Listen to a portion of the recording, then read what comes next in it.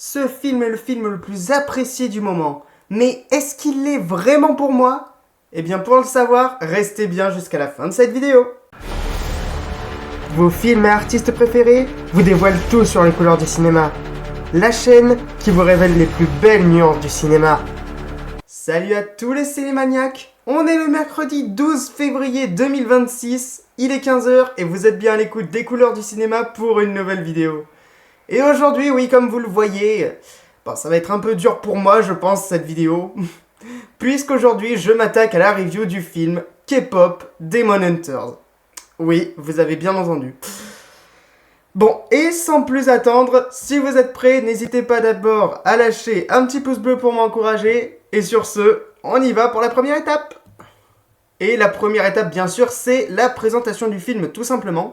Alors, il faut savoir que ce film... Donc, c'est un film américain. Gardez-le bien en tête parce que ça interviendra dans mon avis personnel, cette chose. Donc oui, c'est un film américain qui a été réalisé par Maggie Kang et Chris Appelants.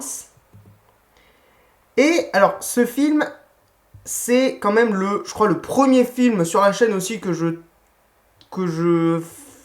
traite et qui pourtant a quand même 4 thèmes. On va dire que c'est un film du coup d'animation, mais également un film fantastique, un film d'action et enfin un film musical. Ouais, je crois que c'est le premier de ces catégories-là. Hein. Et rendez-vous compte, on en a quand même à ce film pour 1h35. Oui. 1h35 à se taper. Ouais. Ça dure. Ça dure. Et rendez-vous compte, et oui, c'est le premier film aussi que je traite comme ça, puisque il faut savoir que ce film n'a pas eu de sortie en salle au cinéma, mais il est sorti pour tout le monde sur toutes les plateformes le 20 juin 2025 sur Netflix. Et oui, c'est pas un film qui a été diffusé au cinéma, ça. Et du coup, on passe de suite au synopsis.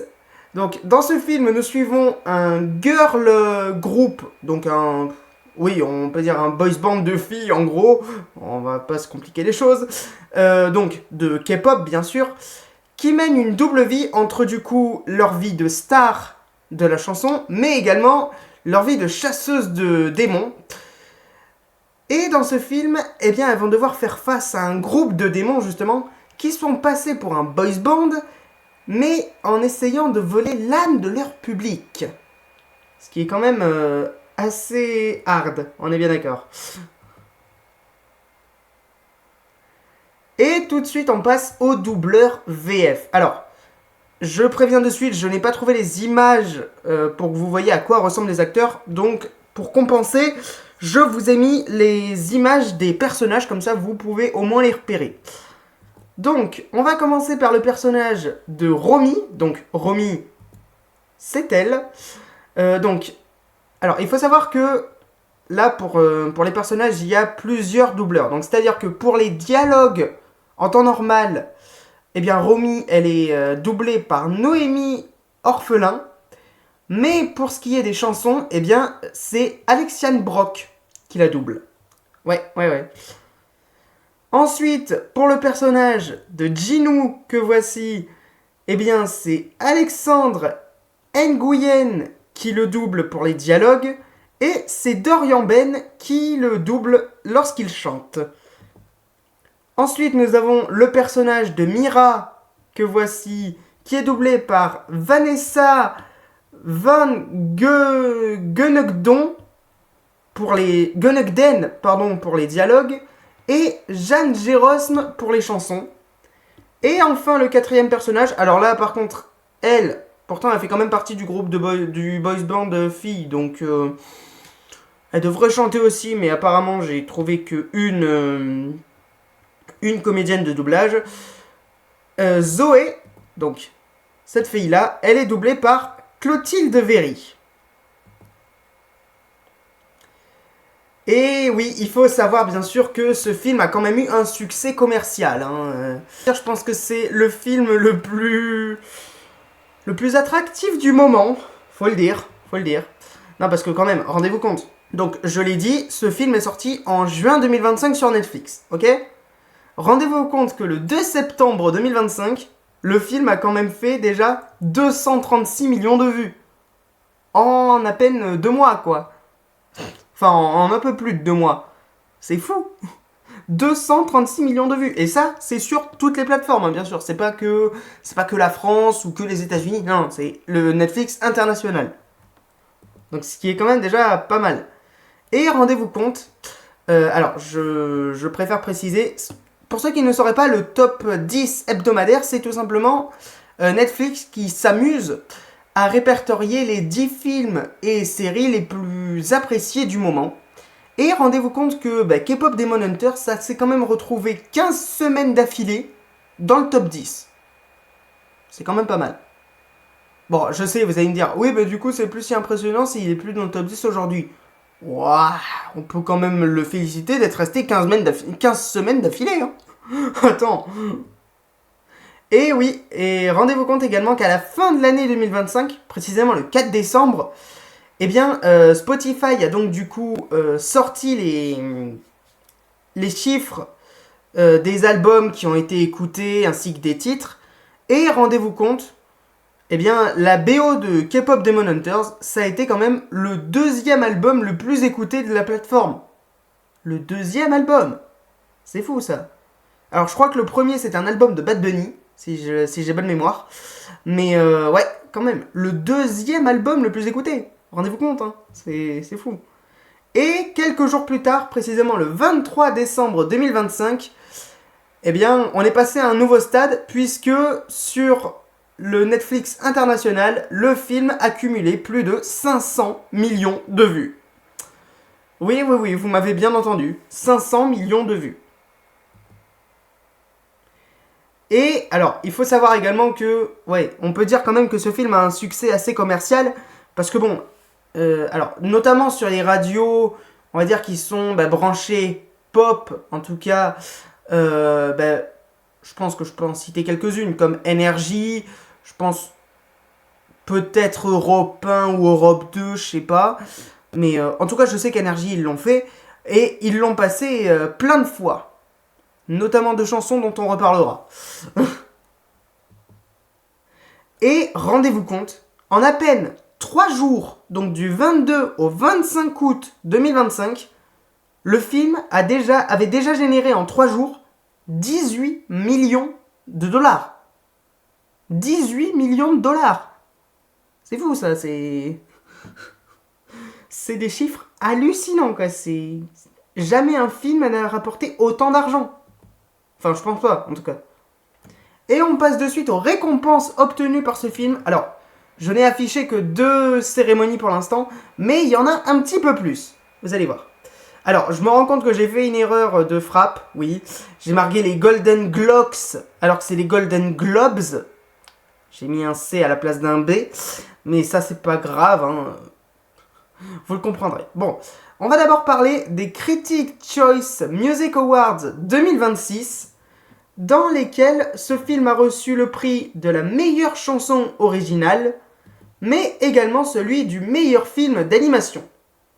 Et du coup, pour les Golden Globes 2026, eh bien, si j'ai bonne mémoire, on retourne sur les mêmes récompenses, puisque du coup, voilà, la meilleure chanson originale est toujours là, et pareil pour le meilleur film d'animation. Donc, aucune originalité. Super.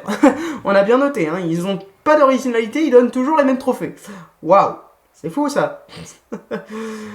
Mais il n'y a pas que ça, puisque le film a été également gratifié d'un Grammy Award, et précisément c'était le Grammy Award de la meilleure chanson écrite pour un support visuel. Et également, là on va partir sur une cérémonie un peu plus française quand même. On va partir sur les Energy Music Awards 2025, dans laquelle ce film a remporté le trophée du Social Hit. Et oui. Au Energy Music Awards 2025. Ouais. Et on s'envole de suite pour le thème des chansons, puisque comme je vous l'ai dit, c'est un film musical. Et rendez-vous compte, pour ce film, on a quand même 8 chansons. 8 chansons qui, on en parlera un petit peu après, mais m'ont dérangé pour certaines.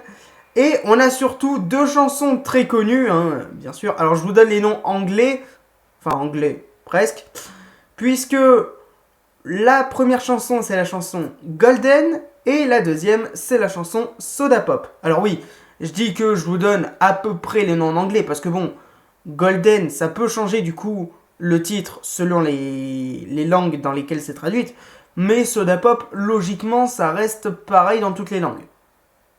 Donc voilà, c'est pour ça que je disais ça. Et on va justement en reparler de ces deux chansons dans mon avis personnel. Mais pour l'instant, on passe au prochain point.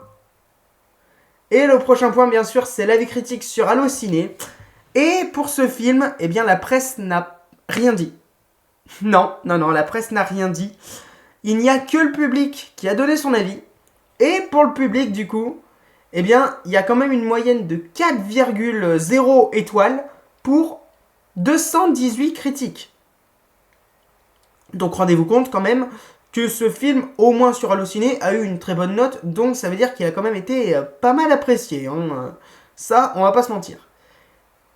Et donc, comme d'habitude, à chaque fois, après l'avis critique, bien sûr, vient le moment de mon avis personnel. Eh oui, oui, oui. Alors oui, là, pour une fois, j'ai réussi à trouver des points négatifs. Mais ça, on en parle juste après. D'abord, on va commencer par les points positifs. Et en ce qui concerne les points positifs, eh ben, faut quand même dire que... Alors, je dis pas non plus que c'est au point d'un Disney, d'un Pixar ou d'un énorme studio, mais franchement, j'avoue que l'animation est quand même assez belle. Non, elle est quand même assez belle pour ce film. Franchement, je tire mon chapeau à la société de production qui a fait ça. Donc là... Mais également, bon, faut quand même avouer que même si les chansons m'ont posé un peu problème, elles sont quand même assez entraînantes. Faut le dire. Et alors oui, ce que je me rends compte que j'ai oublié un truc dans la vie commerciale, dans le succès commercial, pardon. Rendez-vous compte quand même que ce film est tellement populaire que Netflix, pour 2028 ou 2029, je crois, ils ont déjà prévu une suite. Et également que Lego a dit qu'en 2026, il ferait des sets. Oui, oui, ils ont bien dit qu'ils feraient des sets Lego K-pop Demon Hunters. Ok, bon. Je crois que ça a un petit peu marché ce film. Hein. Je sais pas ce que vous en pensez, mais ouais. Mais également, on a le fait que le concept est assez intéressant. Parce que c'est vrai que... Ben, se dire, bon, on va mêler les chansons avec le fait que les filles elles chassent des démons et tout. J'avoue que franchement, fallait y penser à ce point. Ouais. Donc franchement, le concept en lui-même est assez intéressant. Bon, maintenant, on passe au plus dur. Au point négatif. On passe au point négatif. Et alors oui, quand je disais que les chansons, on allait en reparler, c'est justement les deux plus connues, donc Golden et Soda Pop. Précisément celles-là, je commence à plus pouvoir me les voir. Non, parce que elles sont bien quand tu les écoutes une fois. Mais après, non mais laisse tomber, si tu te l'écoutes trop de fois, là, ça commence à saouler. C'est les deux chansons les plus saoulantes. Même les autres, tu te les écoutes plusieurs fois d'affilée, t'es pas autant saoulé. Ces deux-là, bah si, en fait. Voilà. Mais il n'y a pas que ça comme point négatif, puisque, ben, pour moi, il y a le point de la mauvaise appellation. Alors, qu'est-ce que j'entends par là? Tout simplement, c'est que, je vous le redis, hein, le titre de ce film, c'est quand même K-pop Demon Hunters. Ok? On est bien d'accord sur ça. Voilà. Sauf que le problème, c'est que je me suis renseigné. La K-pop, c'est quand même un style de musique provenant de base de la Corée du Sud. Jusque-là, on est bien d'accord. Et là, vous allez me dire, mais c'est quoi le problème du coup? Le problème? Ah, mais je vous avais dit que ça serait important, hein, mais le film est quand même américain. Mais du coup, pourquoi ils appellent ça K-pop? C'est bête. Et puis en plus, logiquement, la K-pop, elle n'est pas censée se faire traduire dans les autres langues. Donc, le fait que, par exemple, justement, Soda Pop et Golden, elles aient leur traduction dans plusieurs langues, non. Non mais ça va pas. Non, c'est pas censé se faire traduire. Et puis en plus, c'est censé être en chinois de base. La version originale, du coup, c'est version anglaise. Non, ça va pas. Enfin, là, il y a un petit problème quand même dans l'appellation K-pop. Non, mais non. Non, non. À la rigueur, pop, je veux bien. Mais K-pop, non. Donc c'est pour ça, moi je dis mauvaise appellation, parce que oui, ils ont utilisé le nom de K-pop, mais à mon avis, pour moi, c'est un petit peu mensonger quand même. Bon après, je vous laisse l'espace commentaire pour me dire ce que vous en pensez. Et du coup, il est temps de vous afficher la note finale. Alors, je sais pas si vous allez me trouver dur, mais en tout cas, moi je trouve que finalement c'est quand même une assez bonne note, hein, malgré le fait que les points négatifs soient un peu conséquents quand même. Eh bien, rendez-vous compte, oui, le film, je lui donne la note de 15 sur 20. Oui, vous m'avez bien entendu, 15 sur 20, ouais. Bah, en vrai, on peut dire quand même c'est pas une si mauvaise note. Mais je sais pas, ça, dites-moi ce que vous en pensez dans les commentaires. Et voilà, on a enfin fini cette critique. J'espère qu'elle vous a plu. Si c'est le cas, les amis, eh bien, n'hésitez pas, comme d'habitude, à me lâcher un petit pouce bleu pour m'encourager. Ça fait toujours plaisir. N'hésitez pas non plus, justement, à commenter pour me dire ce que vous en pensez. Quel est votre avis sur le film? Est-ce que vous l'avez aimé ou pas? Voilà, dites-moi tout ça. N'hésitez pas non plus à la partager si vous connaissez quelqu'un qui aime ce film, pour que on lui partage un autre avis que le sien, hein, voilà. Peut-être éclairer son esprit, on ne sait jamais. Et surtout, n'hésitez pas à vous abonner à ma chaîne pour faire partie de la famille des cinéphiles. Et n'oubliez surtout pas d'activer la cloche de notification pour être au courant de mes futures vidéos. Et pour la prochaine vidéo, là, ce sera la première de ce genre, mais je vais réagir et vous expliquer cinématographiquement une scène. Et précisément, on va retourner dans, on va dire, une des vieilles vidéos de la chaîne, puisque on va repartir sur le thème de Cars 3 et on va analyser la scène de l'accident de Flash McQueen. Sur ce, moi les amis, je vous dis rendez-vous samedi prochain à 18 h et d'ici là, portez-vous bien. L'épisode du jour est terminé, mais retrouvez-moi la semaine prochaine à 18 h pour une nouvelle vidéo sur les couleurs du cinéma, la chaîne qui vous révèle les plus belles nuances du cinéma.